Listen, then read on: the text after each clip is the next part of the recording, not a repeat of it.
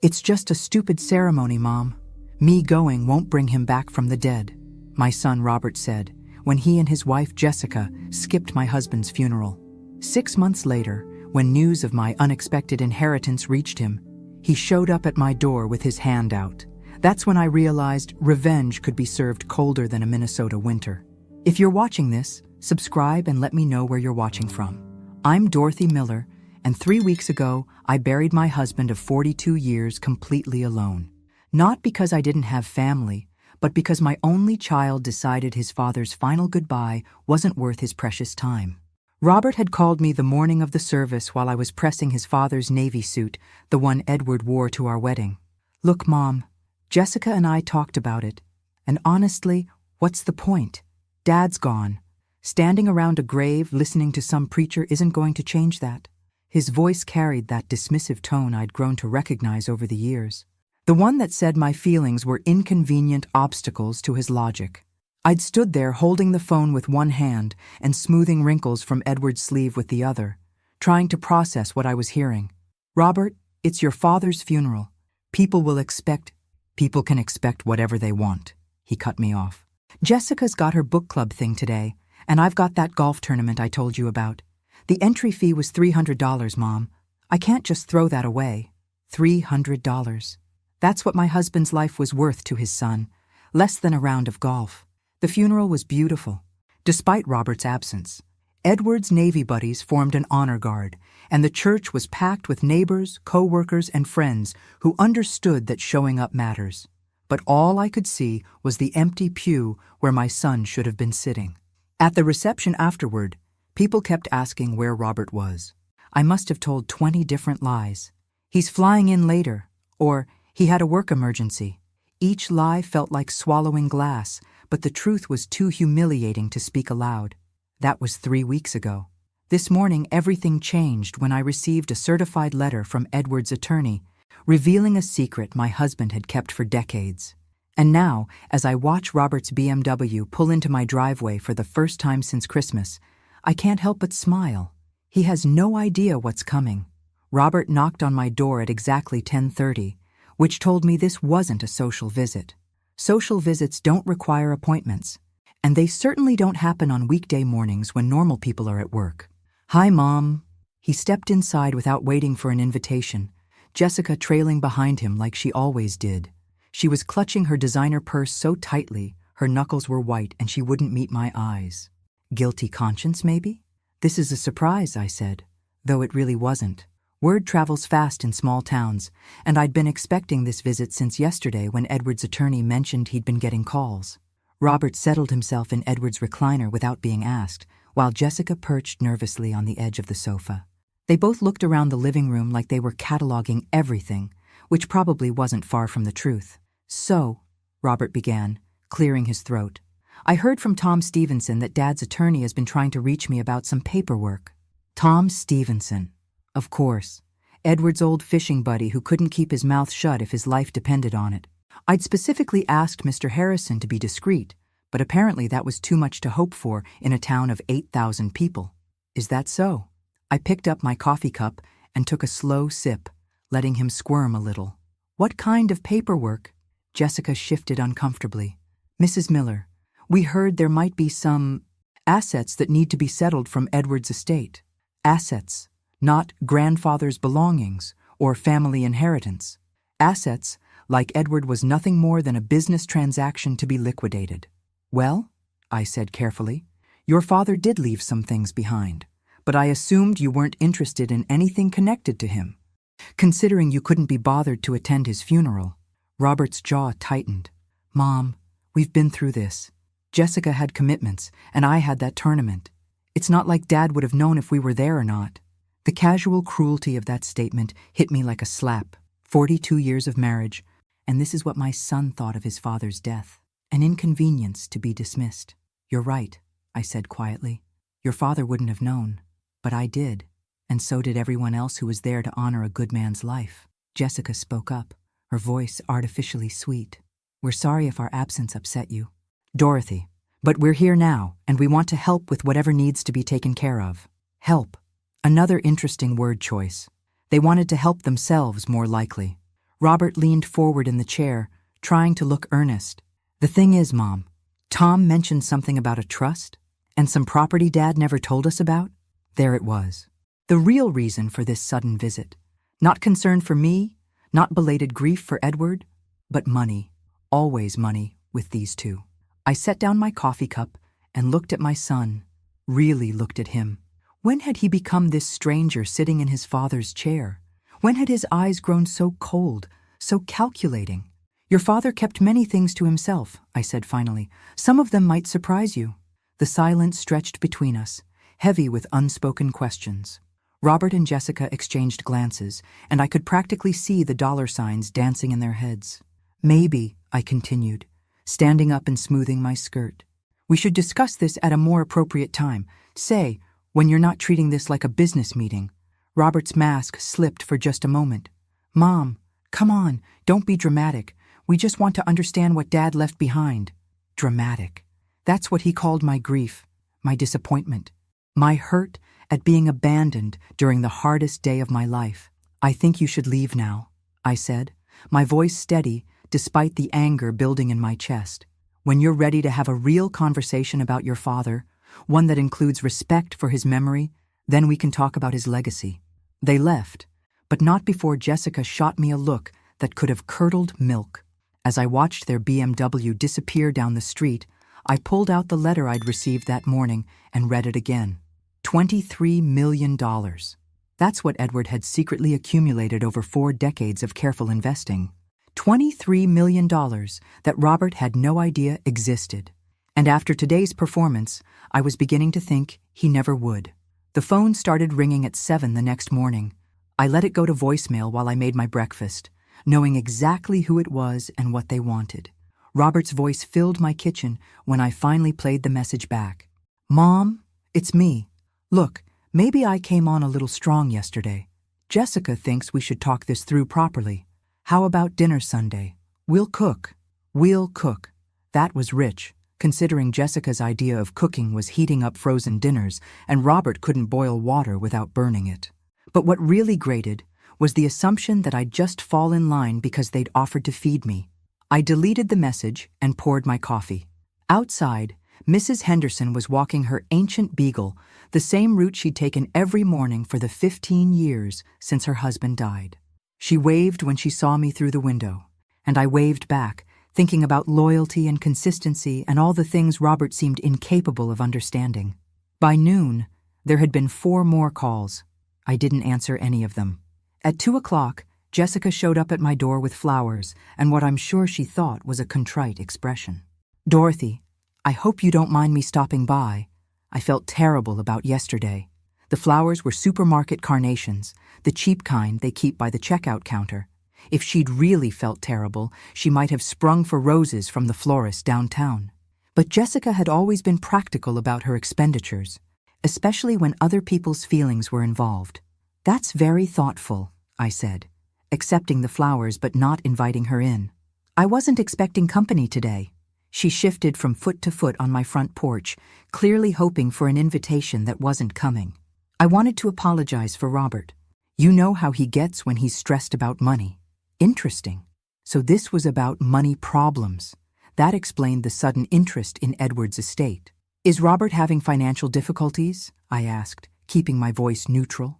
Jessica's eyes widened slightly, realizing she'd said too much. Oh no, nothing serious. Just the usual pressures, you know. The mortgage, car payments, Jessica's student loans from her master's degree. The master's degree in art history that had cost $60,000 and qualified her to work at the local art gallery for $12 an hour. Edward and I had warned them about taking on that much debt for such an impractical degree, but Jessica had insisted it was an investment in her future. I see, I said. Well, financial stress can certainly make people behave in ways they might later regret. She nodded eagerly, missing the subtle criticism in my words. Exactly. Robert's been working so many hours lately, and we've been under so much pressure.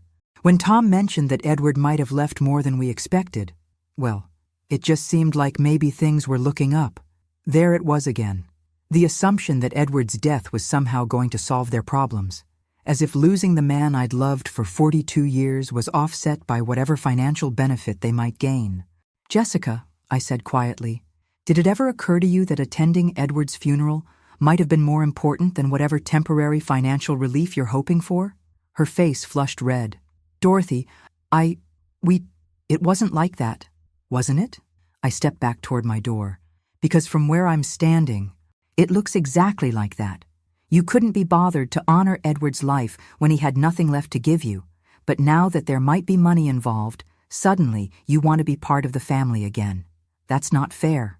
"What's not fair," I interrupted, "is burying your husband alone because your son values golf more than grief. What's not fair is making excuses for people who should have known better."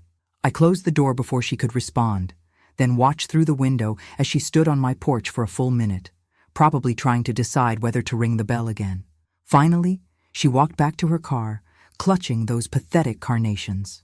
My phone rang again an hour later. This time it was Robert, and his patience had clearly worn thin. "Mom, what the hell is wrong with you? Jessica said you were completely unreasonable to her. She was trying to apologize." "Your wife was fishing for information," I said calmly. "There's a difference. Look, I get that you're upset about the funeral, but you can't punish us forever. We're family." Family. The word had lost all meaning coming from him. "Robert, let me ask you something. If your father had died penniless, would you be calling me right now?" The silence on the other end of the line told me everything I needed to know. "That's what I thought," I said, and hung up. That evening, I sat in Edward's study reading through the investment portfolios his attorney had given me. $23 million accumulated through decades of careful stock picks and real estate investments. Money that could have made Robert and Jessica's financial problems disappear in an instant. But as I looked at the photograph of Edward on his desk, the one taken at our wedding where he was looking at me like I hung the moon, I made a decision that would have made my husband proud. Some lessons can only be learned the hard way. By Friday, the whole town was talking. I knew this because Margaret from the post office called to warn me that Robert had been asking questions about certified mail deliveries to my address. Apparently, he'd tried to charm her into giving him information about what I'd been receiving, forgetting that Margaret had known him since he was in diapers and wasn't impressed by his smooth talk. "That boy's up to something, Dorothy," she said, her voice crackling through my old kitchen phone.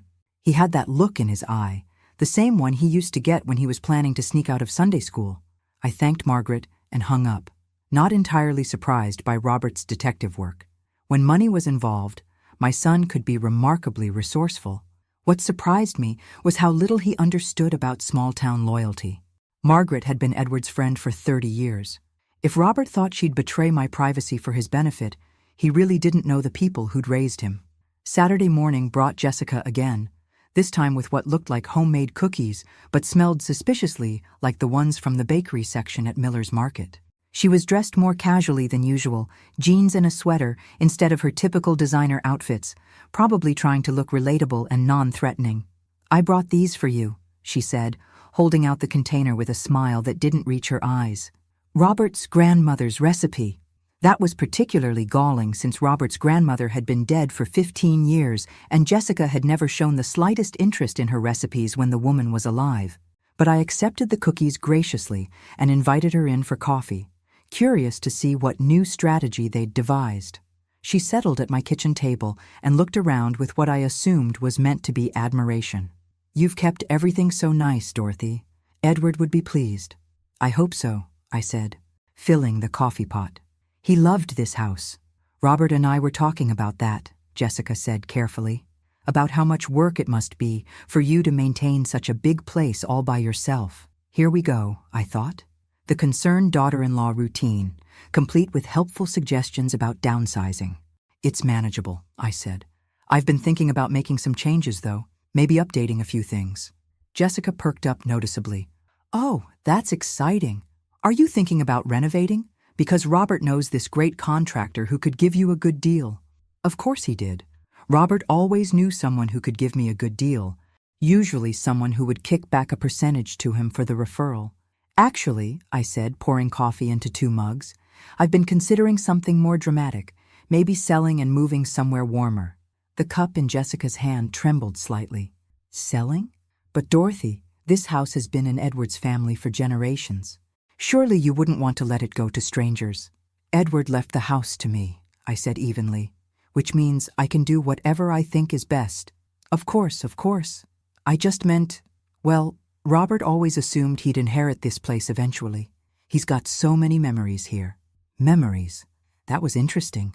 Considering Robert had visited maybe 6 times in the past 5 years, and half of those were holidays, when he spent most of his time complaining about the outdated kitchen and unreliable Wi-Fi. Robert will have to make his own memories in his own house, I said. This one belongs to me now. Jessica took a sip of coffee, clearly regrouping. You know, Dorothy, I've been thinking about Edward's funeral. Robert feels terrible about missing it. He's been talking about doing something special to honor his father's memory. Such as? Well, maybe a memorial service? Something more personal, just for family? It might help with the healing process.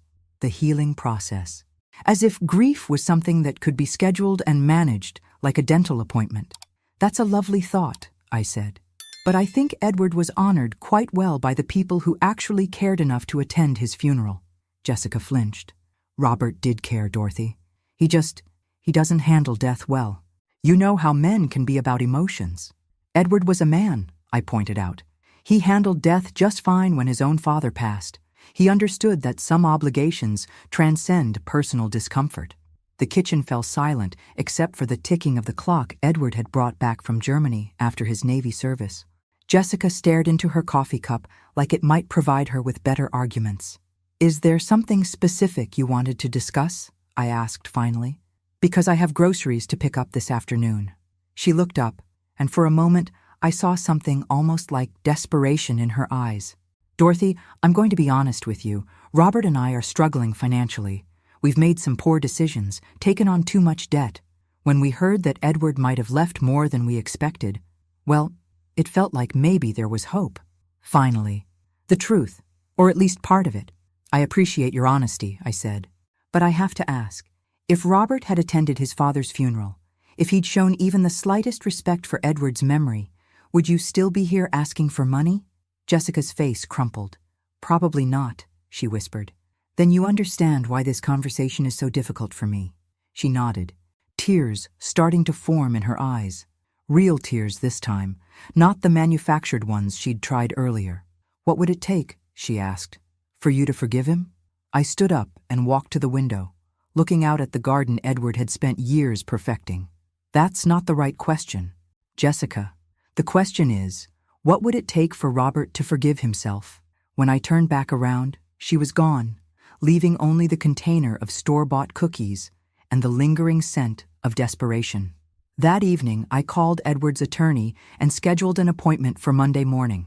It was time to start putting my plan into motion. The law office of Harrison, Mitchell & Associates occupied a converted Victorian house on Main Street, the same building where Edward and I had signed our first mortgage 40 years ago. Mr. Harrison himself was third-generation Millerville, a man who understood that some things mattered more than money, though he was certainly skilled at managing both. Dorothy, he said, rising from behind his mahogany desk as his secretary showed me in. I'm so sorry again for your loss. Edward was a good man. He was, I agreed, settling into the leather chair across from him, which is why I want to make sure his legacy is handled properly. Mr. Harrison opened the thick file containing Edward's estate documents. I have to say, I was surprised when Edward first came to me about setting up the trust structure. Most people don't go to such elaborate lengths to keep their assets private. Edward was always a planner, I said. He worried about what would happen to me if something happened to him. I think he wanted to make sure I had options. Well, he certainly gave you those. Mr. Harrison pulled out a summary sheet. The $23 million is divided across several investment accounts, plus the real estate holdings in Colorado and Florida. All of it held in trust with you as the sole beneficiary and complete discretionary control. $23 million. Even hearing it again, the number seemed surreal. Edward had been so careful with money throughout our marriage, clipping coupons and watching every expense. I'd had no idea he was accumulating this kind of wealth. There's something else. Mr. Harrison continued. Edward left specific instructions about what should happen if Robert ever contested the will or tried to claim inheritance rights. What kind of instructions? He handed me a sealed envelope with my name written in Edward's familiar handwriting. He asked me to give you this if the situation arose. He was very specific about the circumstances. I opened the envelope with trembling fingers and unfolded the single sheet of paper inside. Edward's words, written in his careful script, brought tears to my eyes. My darling Dorothy, if you're reading this, it means our son has revealed his true character in the face of loss. I've watched Robert become someone I don't recognize, someone who values what he can get over what he can give. Don't let him make you feel guilty for protecting what we built together. You earned every penny of this money through 42 years of love, partnership, and sacrifice. Use it wisely, and don't let anyone tell you otherwise. All my love, Edward. I wiped my eyes and looked up at Mr. Harrison. Did Edward ever explain why he kept this secret from me? He said he wanted you to be genuinely surprised when Robert showed his hand. He felt that your reaction would be more authentic if you weren't prepared for it. Mr. Harrison leaned back in his chair. I think he was testing Robert, hoping his son would prove him wrong. And if Robert had attended the funeral? If he'd shown respect for his father's memory? Edward left provisions for that too.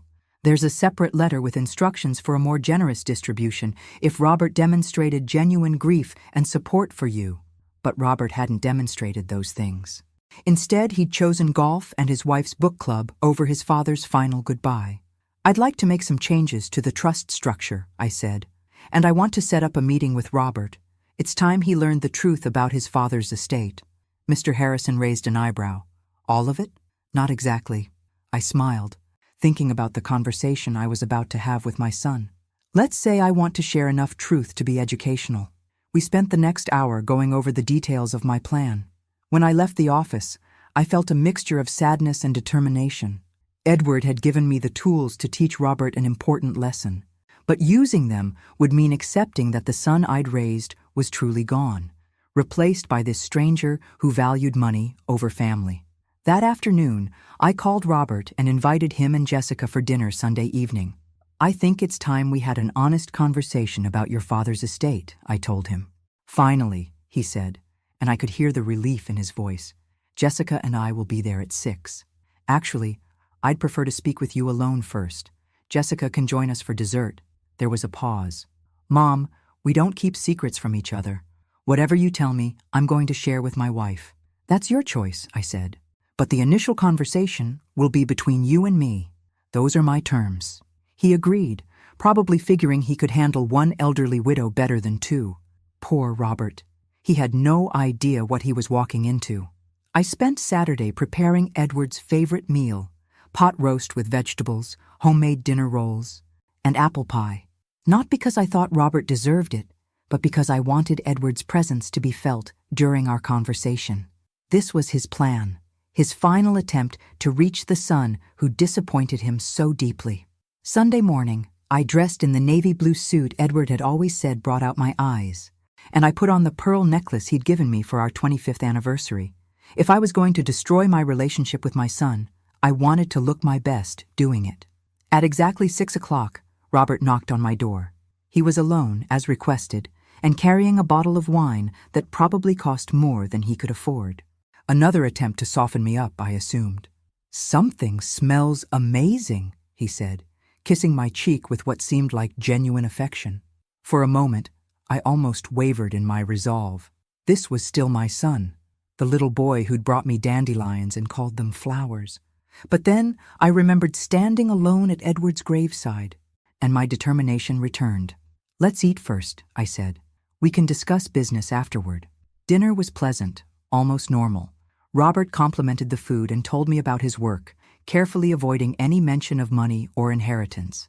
He was trying so hard to be the perfect son that it almost broke my heart. After we finished the apple pie, I poured coffee and finally broached the subject that had brought him here. Your father did leave more than I initially told you, I began. Robert's eyes lit up with an emotion I'd learned to recognize. Greed. How much more? Robert asked, setting down his coffee cup with hands that weren't quite steady. I pulled out a folder Mr. Harrison had prepared for me, containing carefully selected documents that told part of the story without revealing the full scope of Edward's wealth.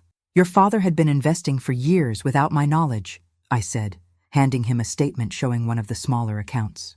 This is what I discovered when I met with his attorney. Robert's eyes widened as he scanned the numbers. $300,000. To him, it probably seemed like a fortune. He had no idea it represented less than 2% of what Edward had actually left behind. 300,000? His voice was barely a whisper. Dad never said anything about having this kind of money. Your father was a private man about finances, I said. Even I didn't know about these investments until after he died. Robert was quiet for a long moment, probably calculating how much of that money he thought he deserved. When he looked up, I saw the same expression I'd seen on his face as a child when he wanted something badly. Mom, this changes everything. With this money, you could hire help for the house, maybe travel, live more comfortably. And Jessica and I, well, we could really use some help with our debts. There it was, not even 5 minutes after learning about the money, and he was already planning how to spend it. Actually, Robert, there's something we need to discuss about that. I pulled out another document, this one showing the trust structure Mr. Harrison had explained to me. This money isn't just sitting in a bank account. Your father set up a complex trust, and there are conditions attached to any distributions. Robert's face fell. What kind of conditions? Well, for one thing, any potential heirs must demonstrate what Edward called family commitment and moral character. I was improvising now, but it felt right. He was very specific about what that meant. Such as? I looked at my son directly, seeing Edward's eyes in his face, but none of Edward's character. Such as honoring family obligations, showing respect for family members, both living and deceased, putting family above personal convenience. Robert had the grace to look uncomfortable. Mom, if this is about the funeral again, it's about everything. Robert, the funeral was just the final example of a pattern your father had been watching for years. I pulled out Edward's letter and read it aloud, watching Robert's face change as he heard his father's words. When I finished, the silence in the kitchen was deafening. So what are you saying? Robert asked finally. That I don't get anything because I missed Dad's funeral? I'm saying that your father left very clear instructions about how this money should be distributed, and those instructions take into account the kind of person the recipient has proven themselves to be. Robert stood up abruptly, his chair scraping against the kitchen floor. This is ridiculous. I'm his son. I have rights. You have the rights your father chose to give you, I said calmly, which, based on your behavior, weren't many. My behavior? His voice rose. What about your behavior? You're using Dad's death to manipulate me, to punish me for making one mistake. One mistake? I stood up too, my own anger finally breaking through. Robert, you abandoned me on the worst day of my life. You chose golf over your father's funeral. You've shown up here twice in 6 months, and both times it was because you wanted something. And now you have the audacity to claim you're being treated unfairly. I'm your son. Then act like it. The words came out louder than I intended, echoing off the kitchen walls. Act like someone who deserves to inherit what your father spent 40 years building. Show me the man Edward hoped you'd become instead of the disappointment you've turned into. Robert stared at me, his face flushed with anger, and something that might have been shame. What do you want from me? I want you to prove that you're capable of putting someone else's needs before your own. I want you to show me that family means more to you than money. I want you to demonstrate the values your father tried to teach you. And if I do that? I sat back down, suddenly feeling every one of my 71 years. Then we'll see what your father's trust allows for. Robert sank back into his chair, his anger deflating into something that looked almost like desperation. Mom, I need this money. We're in serious trouble financially. If I don't get some help soon, we could lose the house. For a moment, I felt the old maternal instinct kick in, the desire to fix his problems and make everything better. But then I remembered Edward's words. Don't let him make you feel guilty for protecting what we built together. Then I suggest you figure out how to earn it, I said quietly. The front door opened, and Jessica's voice called out, "Hello? Are we ready for dessert?" She appeared in the kitchen doorway, took one look at Robert's face, and immediately tensed. Is everything okay? Your husband just learned that inheriting money requires more than just showing up, I said, standing to clear the coffee cups. Perhaps you'd like to discuss what that might mean on your way home. They left shortly after, Jessica's questions following them out to their car. I watched from the window as they sat in my driveway for nearly 10 minutes, Robert gesticulating wildly while Jessica listened with growing alarm. After they drove away, I sat in Edward's recliner and looked at the photograph on the side table, the one of us dancing at our wedding. We'd been so young, so full of hope for the future and the family we'd build together. "I hope I'm doing the right thing," I whispered to his image. "I hope this is what you wanted." The house was quiet, except for the old clock ticking in the hallway, but somehow I felt Edward's presence more strongly than I had since the day he died. He'd given me the tools to teach Robert an important lesson, but the hardest part was just beginning. Tomorrow, I would wait to see if my son was capable of change, or if I'd have to accept that the boy I'd raised was truly gone forever. In 3 days, Robert would make a choice that would determine not just his inheritance, but the future of our relationship. And for the first time since Edward's death, I felt something that might have been hope. 3 days passed without a word from Robert. I spent them organizing Edward's papers and trying not to jump every time the phone rang. On Wednesday morning, I was watering the petunias Edward had planted when I saw Robert's car pull up. This time, he was alone. He looked terrible. His usually perfect hair was disheveled, his clothes wrinkled like he'd slept in them. When he knocked on the door, there was none of his usual confident swagger. "Mom, can we talk?" I invited him in and made coffee while he sat at the kitchen table, staring at his hands. The silence stretched between us until finally he spoke. "Jessica left me yesterday." I paused in pouring the coffee. "I'm sorry to hear that. She said she couldn't handle the uncertainty about the money, said she didn't sign up to be married to someone who might never inherit anything." His laugh was bitter. "Turns out she really didn't marry me for my sparkling personality." For the first time since Edward's funeral, I felt genuine sympathy for my son. That must be very painful. The thing is, Mom, losing her made me realize something. When I called to tell her about the trust conditions, the first thing she said was, "How are we going to fix this?" Not, "How are you feeling?" or, "I'm sorry this is difficult." Just straight to problem-solving mode. I sat down across from him, noting the dark circles under his eyes. "And how did that make you feel? Like maybe I've been looking at everything wrong?" He met my eyes for the first time, including what happened with Dad's funeral. Here it was, the moment Edward had been hoping for. "I've been thinking about that day," Robert continued, "about why I really didn't come. And the truth is, it wasn't about the golf tournament or Jessica's book club. It was because I was scared. Scared of what? Scared of having to face the fact that Dad was really gone.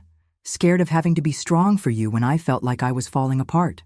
It was easier to just not deal with it." I reached across the table and touched his hand. "Robert, grief is scary, but running away from it doesn't make it disappear. I know that now, and I know I let you down when you needed me most." His voice cracked slightly. "I'm so sorry, Mom. I'm sorry I wasn't there for Dad's funeral. I'm sorry I wasn't there for you. I'm sorry I only showed up when I thought there was money involved." These were the words I'd been waiting to hear for months, but I needed to be sure they were genuine. "What changed your mind? Was it Jessica leaving, or was it something else?" Robert was quiet for a long moment. "Yesterday I went to Dad's grave. First time since he died. I sat there for 2 hours, and I realized I've been angry at him for dying and leaving me to figure out how to be a man without his guidance. But the truth is, he spent 40 years trying to teach me, and I just wasn't listening." He pulled out a small object from his pocket, Edward's Navy compass, the one he'd carried through 3 deployments. "I found this in my old room upstairs. Dad gave it to me when I turned 18, said it would help me find my way when I felt lost." Robert's fingers traced the worn brass surface. "I think I've been lost for a very long time." I felt tears starting to form. This was the son I remembered, the thoughtful boy who'd gotten buried under years of entitlement and poor choices. "What do you want to do now?" I asked. "I want to earn whatever inheritance Dad thought I deserved. Not because I need the money, though God knows I do, but because I want to prove I'm worthy of being his son." That afternoon, we drove to the cemetery together. Robert knelt beside Edward's headstone and spoke to his father for the first time since the funeral he'd missed. I couldn't hear all the words, but I saw my son's shoulders shake with grief he'd been holding back for months. When we got home, I made the decision Edward had been hoping I'd make. "Robert, there's something else about your father's estate that you need to know. I led Robert into Edward's study and pulled out the complete financial portfolio Mr. Harrison had prepared. His eyes widened as he saw the real numbers, not 300,000, but $23 million. This is what your father actually left behind, I said quietly. Robert stared at the documents in shock. 23 million? But you said— I said there was money. I didn't say how much. I sat down in Edward's desk chair. Your father set up this elaborate test because he wanted to know if you could value family over money. The small amount I showed you was to see what you'd do when you thought that was all there was. And I failed the test spectacularly, Robert said, sinking into the chair across from me. The first time, yes, but Edward built in a second chance. He hoped that if you were confronted with the consequences of your choices, you might find your way back to the man he raised you to be. Robert looked around the study, taking in the photographs of our family, the books Edward had read, the model ships he'd built with patient hands. What happens now? Now you have a choice to make, I said. Your father's will allows for several different distributions, depending on circumstances. There's the full inheritance if you prove yourself worthy. There's a modest inheritance if you show some growth, but still need work. And there's nothing if you remain the person you've been. What would I have to do to prove myself worthy? I pulled out Edward's letter with his specific instructions. Your father was very clear about this. He wanted you to spend 1 year demonstrating that you understand the values he tried to teach you: responsibility, service to others, putting family above personal gain. 1 year doing what? Whatever it takes to show that you've learned from your mistakes.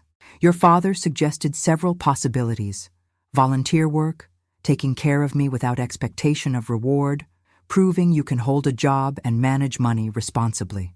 Robert was quiet for several minutes, processing everything. And if I do these things, if I prove myself, then what? Then you inherit everything. The full 23 million, the properties, all of it. I paused. But Robert, you need to understand something. This isn't about the money anymore. This is about whether you can become the man your father believed you could be. What if I can't? What if I'm too set in my ways to change? I smiled sadly. Then you'll have learned something valuable about yourself. And I'll know that your father's money should go to people who will use it to make the world better. That evening, Robert helped me prepare dinner, something he hadn't done since he was a teenager. We worked in comfortable silence, and I found myself remembering the boy who used to stand on a step stool to help me stir cookie dough. Mom, he said as we sat down to eat, I want to try. I want to do whatever it takes to earn Dad's respect, even if it's too late for him to see it. It's not too late, I said firmly. Love doesn't end with death, Robert. Your father is still hoping you'll find your way. The next morning, Robert moved back into his childhood bedroom. Having lost the house he and Jessica could never afford anyway. He got a job at Morrison's Hardware, working for minimum wage and learning what it meant to earn an honest living. It wasn't easy. There were days when his pride chafed at taking orders from men who'd known him since childhood. There were nights when he came home exhausted and discouraged. But slowly, steadily, he began to change. He started volunteering at the food bank on weekends. He took over the yard work I'd been struggling with. He drove me to doctor's appointments and grocery shopping, never asking for gas money or acting like it was an imposition. Most importantly, he began talking about Edward not as someone who'd withheld money from him, but as a father whose love he was finally learning to appreciate. 6 months into his year of proving himself, we received unexpected news that would test Robert's transformation in ways neither of us had anticipated. The call came on a Tuesday morning while Robert was getting ready for work. Jessica's voice on the phone was different, smaller, more vulnerable than I'd ever heard it. Dorothy, I need to talk to you and Robert. It's important. She arrived an hour later, visibly pregnant and clearly struggling financially.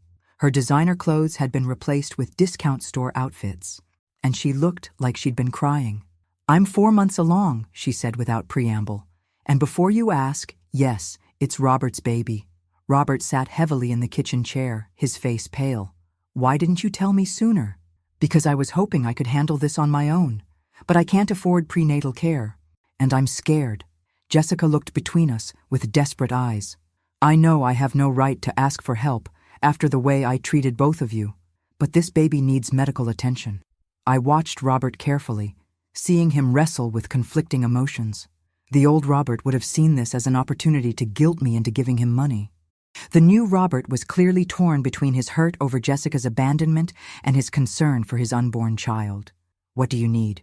he asked quietly. "I need help with medical bills, and I need to know, is there any chance we could try again? I know I messed up, but maybe if the money situation gets resolved." There it was. Even in desperation, Jessica was still calculating the financial angles. Robert looked at me, then back at Jessica. "The money situation isn't going to be resolved anytime soon. I'm working at the hardware store for $8.50 an hour, and I'm living in my childhood bedroom. If you're looking for a meal ticket, you're looking at the wrong guy.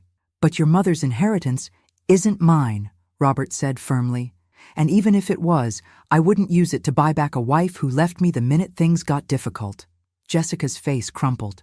"Robert, please. I was scared and stupid, but I love you." "Do you? Or do you love what you thought I could provide for you?" It was a fair question, and Jessica's inability to answer it immediately told us everything we needed to know. "Here's what I'll do," Robert said after a long pause. "I'll help with the medical bills because this baby is my responsibility too. But that's it. If you want more than that, you'll have to prove you're capable of loving me when I have nothing to offer but myself." After Jessica left, Robert and I sat in the kitchen processing what had just happened. "That was well handled," I told him. "It hurt like hell," he admitted. "Part of me wanted to tell her everything about Dad's money to win her back with the promise of financial security." "What stopped you?" "Dad's compass." He pulled it from his pocket. "I've been carrying it every day, and whenever I'm tempted to take the easy way out, I remember what he taught me about doing the right thing even when it's hard."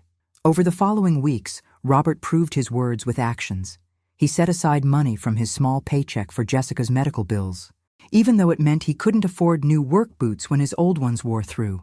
He never mentioned the larger inheritance, never used it as leverage to try to win her back. When Jessica realized that Robert truly had no access to immediate wealth, she stopped calling. The divorce papers arrived a month later, along with a demand that Robert sign away his parental rights in exchange for her not seeking child support. Robert brought the papers to me, his hands shaking with anger. "She wants me to abandon my child the same way I abandoned Dad," he said. "She thinks if she can't get money from me, she might as well cut me out entirely. What are you going to do?" "I'm going to fight for my rights as a father. This baby deserves better than a parent who sees children as bargaining chips." He tore up the papers. "Even if I never get a penny of Dad's inheritance, I won't let my child grow up thinking their father didn't want them." That night, I called Mr. Harrison and told him to prepare the papers for Robert's full inheritance. Edward's year-long test was effectively over. My son had proven himself in the most important way possible. He'd chosen love over money, responsibility over convenience, and the hard right over the easy wrong. But I decided to wait a little longer before telling him. There was one more lesson Edward had wanted to teach, and it required Robert to keep believing that his good choices might never be rewarded. Robert's fight for his parental rights lasted 3 months and cost him every penny he'd saved from his hardware store job. He borrowed money from friends, worked overtime whenever possible, and even sold his golf clubs, the same clubs he'd used in the tournament that had kept him from Edward's funeral. I offered to help with legal fees multiple times, but Robert refused. "This is my responsibility, Mom. I got myself into this mess by marrying someone I didn't really know. I need to get myself out of it." The custody hearing was scheduled for a Friday morning in November. Robert had managed to scrape together enough money for a decent lawyer, though I could see the stress was wearing on him. He'd lost weight, and there were permanent worry lines around his eyes. The night before the hearing, we sat in Edward's study going over his testimony one more time. "What if I lose?" Robert asked. "What if the judge decides Jessica's right, that I'm too financially unstable to be a father?" "Then you'll appeal, and you'll keep fighting until you win," I said firmly, "because that's what fathers do. Even fathers who've made as many mistakes as I have, especially fathers who've learned from their mistakes." The hearing was brutal. Jessica's lawyer painted Robert as an irresponsible man-child who'd never held a steady job and was currently living with his mother. They brought up his absence from Edward's funeral as evidence of his poor character and inability to handle responsibility. Robert's lawyer countered by showing the judge documentation of Robert's volunteer work, his steady employment for the past 8 months, and character references from his boss and co-workers. Most importantly, Robert testified about his own childhood and how much having an involved father had meant to him.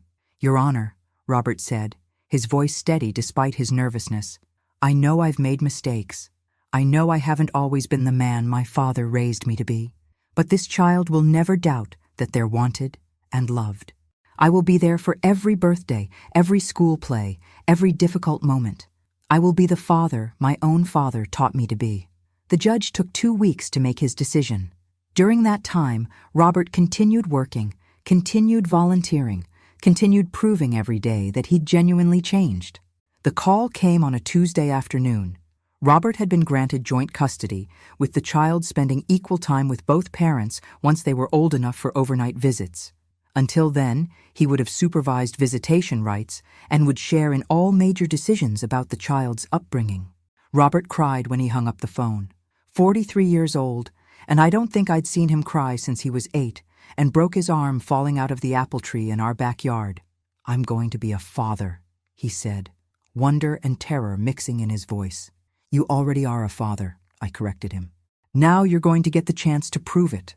That evening, I made Robert's favorite dinner and opened a bottle of wine Edward had been saving for a special occasion. As we ate, I watched my son talk about his plans for the nursery he'd set up in his childhood room, about the books he wanted to read to his child, about the values he hoped to pass on. This was the man Edward had always believed Robert could become. After dinner, I led Robert back to Edward's study and handed him a final envelope I'd been keeping in the desk drawer. "What's this?" he asked. "Your father's final letter, the one he wrote for you to read after you'd proven yourself worthy of his trust." Robert opened it with trembling hands and read silently, tears streaming down his face. When he finished, he looked up at me with Edward's eyes, but finally with Edward's character shining through them. "He knew," Robert whispered. "Somehow he knew that becoming a father myself would be what finally made me understand what I'd lost when I chose golf over his funeral." "Your father understood you better than you understood yourself," I said. "He also loved you more than you ever gave him credit for." "What happens now, Mom?" I smiled and pulled out the inheritance papers Mr. Harrison had prepared months ago. "Now you become the man your father always knew you could be, and you do it with $23 million to help you make the world a better place." 6 months later, I stood in the nursery Robert had created in what used to be Edward's workshop, watching my son read "Goodnight Moon" to his daughter Emma. She was beautiful, with Robert's dark hair and eyes that seemed to hold the promise of all the wisdom she'd gained from a father who'd learned the hard way how to be a good man. The money had changed our lives, but not in the ways I'd expected. Robert had quit his job at the hardware store, but only after giving 2 weeks' notice and training his replacement. He'd bought a modest house 3 blocks from mine, close enough that I could help with Emma, but far enough that he could establish his independence. Most of the inheritance had gone into a foundation Edward had outlined in his final letters, one focused on helping struggling families stay together and supporting single parents who were working to better their lives. Robert managed it with the same careful attention to detail he'd learned from watching Edward, and the same humility he'd gained from his year of minimum wage work. "She's asleep," Robert whispered, carefully placing Emma in her crib. "Amazing how someone so small can completely change your perspective on everything." "That's what children do," I said, smoothing the baby's blanket. "They show you what really matters." We walked back to the kitchen, where Robert made coffee, and I admired the family photos covering his refrigerator. Pictures of Emma, pictures of the 3 of us together, and in the place of honor, the last photo ever taken of Edward, at Robert's graduation from the parenting classes he'd insisted on taking. "Do you think Dad would be proud?" Robert asked, settling into the chair across from me. "I think he's been proud of you every day since you chose to fight for your daughter instead of taking the easy way out," I said. "But I think he'd be especially proud to see you using his money to help other families stay together. Sometimes I wish I could thank him for the test, for the money, for believing I could become better than I was." I reached across the table and squeezed Robert's hand. "You can thank him by being the father to Emma that he was to you, by teaching her the values he tried to teach you, by showing her that people can change, that mistakes don't have to define us. And that family is the most important thing we'll ever have. Robert nodded, understanding passing between us without words. That night, as I drove home through the familiar streets of our small town, I thought about Edward and the elaborate plan he'd devised to save our son. It had worked, but not without cost. The year of testing had been painful for all of us, and there were moments when I'd wondered if I was being cruel instead of loving. But as I pulled into my driveway and saw the lights still on in Robert's house down the street, as I imagined him checking on Emma one more time before bed, I knew Edward had been right. Some lessons can only be learned through experience, and some gifts are only appreciated by those who've proven themselves worthy of receiving them. The hidden fortune hadn't just been about money. It had been about hidden strength, hidden character, and the hidden capacity for change that exists in all of us. Edward had gambled everything on his belief that the son he'd raised was still there, buried under years of entitlement and poor choices. He'd won that gamble, and in doing so, he'd given us all something more valuable than $23 million. He'd given us back our family. As I settled into Edward's recliner with a cup of tea, I could swear I heard his voice on the evening breeze, carried through the open window from the garden he'd loved. "Well done, Dorothy. Well done." Outside, the stars Edward used to point out to Robert when he was small shone down on a town where 3 generations of our family would now grow old together, bound not by money or obligation, but by the love that had been there all along, waiting patiently for us to remember its true value. Thanks for listening. Don't forget to subscribe and feel free to share your story in the comments. Your voice matters.